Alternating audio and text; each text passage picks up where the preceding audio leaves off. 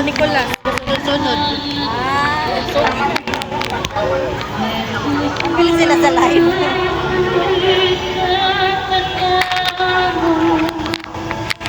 Taas ang ko.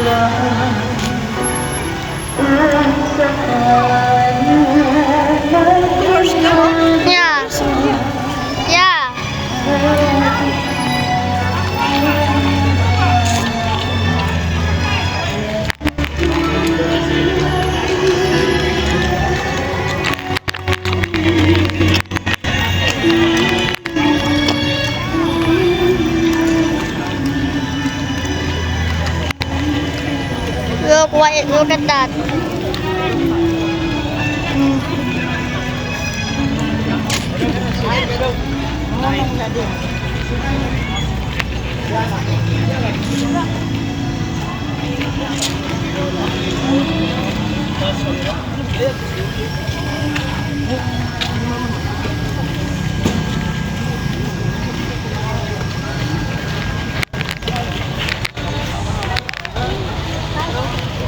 Ang ikapitong istasyon. Si Simeon Sirineo usa ka tumatanaw. Usa siya sa mga naikag na mitanaw sa gihimong pasundayag nga nagpasakit sa usa ka tawo nga gipaantos sama sa usa ka kriminal. Naikag si Simeon tungod kay nabalitaan niya nga si Jesus dili kriminal.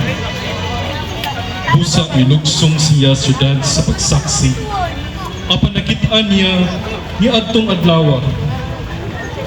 Gipupos siya sa pagmanaw sa pagtabang kang Jesus sa pagpasan sa krus. Nauwaw si Simeon tungod kay kadtulang nga mga katawhan nga mga kriminal ug mga makasasala ang mopasan sa krus paingon sa bukid sa Kalbera. Napugo si Simeon tungod kay dili niya balibaran ang mga sundalong Romano. Si Simeon Sirineo mao ang nahimong simbolo nga ang mga tao na kinahanglan sa iyang isig ka tao. Nga angay nga dawaton ta nga kinahanglan kita sa usag-usa aron pagluwas sa kalibutan. Gidawat ni Jesus si Simeon Sirineo nga mahimo niyang katambayayon sa pagpasan sa iyang krus paingon sa Golgota. Ang tanang katawhan gibutangan sa Dios ug usa ka Simeon Sirineo sa ilang kinabuhi walay tao nga dili magkinahanglan sa isa kasing katawo. Apan sama kang Simeon Sirineo, napugos lang kita sa pagsimba sa Dios, magduha-duha, mag-ukon-ukon sa pagtabang sa suliran sa uban. Ilabi na kung may makasuliran kita sa atong kaugalingon. Ginoong Jesus,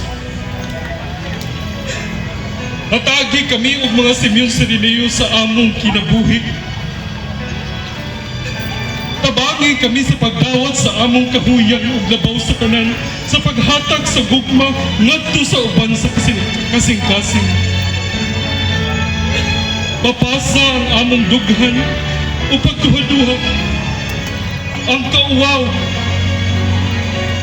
Hatagi o kahayag ang among mga paglantaw aron makahimo kami o pagdawat sa Simeon Sirineo na may abot sa among dalan.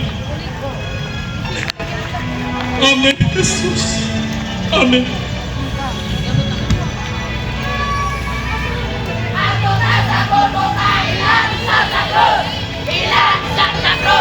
Ilang sa cruz!